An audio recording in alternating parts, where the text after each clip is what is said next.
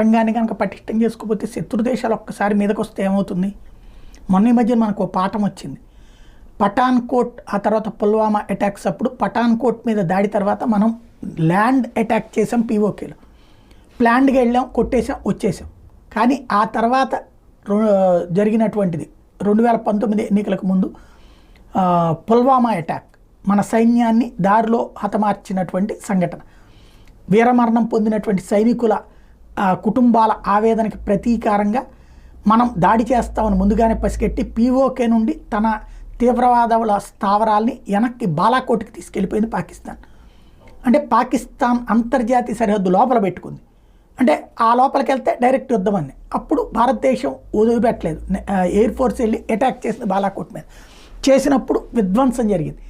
ఆ టైంలో బయటపడినటువంటి లోపం ఏంటంటే అక్కడి నుంచి వెనక్కి రెండో రోజున